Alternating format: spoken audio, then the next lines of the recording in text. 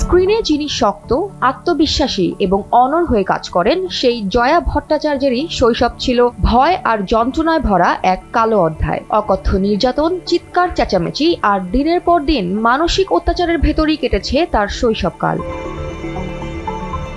সম্প্রতি এক talk show এর অনুষ্ঠানে জয়া নিজেই বলেছেন, ছোটবেলার স্মৃতি এখনো মনে পড়লে আমার রাতের ঘুম উড়ে যায়, শরীর কাঁপতে থাকে, মাথা ফেটে যায় ব্যথায়। এক দৌড়ে বারান্দায় গিয়ে নিঃশ্বাস নেই আর নিজেকে বলি সব শেষ, অন্ধকার দিন চলে গেছে। কিন্তু সেই অন্ধকারই ছিল জয়ার ছোটবেলার প্রতিদিনের বাস্তব চিত্র। নিজের মায়ের হাতেই দিনের পর দিন নির্যাতিত হতে হয়েছে তাকে। নিজের অপূরণীয় স্বপ্ন এবং টাকা রোজগারের লোভে অভিনয় জগতে জয়াকে ঠেলে দেয় তার নিজেরই মা। ছোটবেলায় জয়া স্টুডিওতে যেতে না চাইলে মিলত চাবুকের আঘাত, এমনকি গরম লোহার ছ্যাঁকা।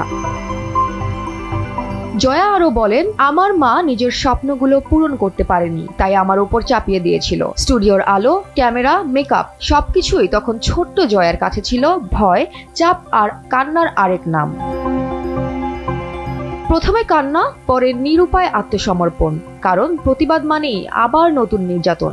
এমনকি এ ব্যাপারে জয়ার বাবাও ছিলেন নীরব, কারণ প্রতিবাদ করলেই ঘরে ঝামেলা বাড়ত। এছাড়াও সারাদিন জয়া তার বাবা মায়ের ঝগড়াই দেখতেন শুধু। কিন্তু এই নির্যাতনের মাঝেই তৈরি হয়েছিল এমন এক অভিনেত্রী, যিনি পরবর্তীতে কিউকি সাস ভি কাভি বাহু থি, কসম সে, ঝাঁসি কি রানী থেকে শুরু করে দেবদাস চলচ্চিত্রে শাহরুখ খানের মায়ের চরিত্রে অভিনয় করে বলিউডে নিজের আলাদা ছাপ রেখে গেছেন। ছোটবেলার এই অন্ধকার সময়ে একমাত্র আশ্রয় ছিলেন তার বাবা। জয়া বলেন, বাবা আমাকে বোঝাতো, কিন্তু কিছু বলতে পারতো না। কিছু বললেই বাড়িতে অশান্তি শুরু হতো। বাবার সেই নীরব সাপোর্টই তাকে বাঁচিয়ে রেখেছিল। কিন্তু বুকের ভিতর জমে থাকা যন্ত্রণা আজও জয়াকে তাড়িয়ে বেড়ায় প্রতিনিয়ত।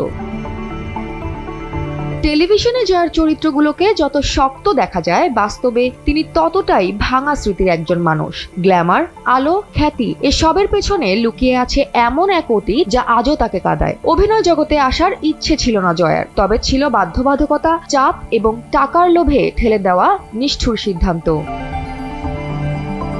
আজ জয়া ভট্টাচার্য শুধু একজন অভিনেত্রী নন, তিনি এক প্রকৃত যোদ্ধা, যিনি নিজের অতীতকে ভয় পান তবুও লুকান না। কারণ এই গল্প শুধু তার একার নয়, এটা সেই সব শিশুদের গল্প যাদের স্বপ্ন কখনো স্বপ্ন হতে দেওয়া হয়নি। তবে অন্ধকার থেকে আলোতে ফেরার ক্ষমতাই জয়ার সবচেয়ে বড় জয়। জয়া হাসান, NPB।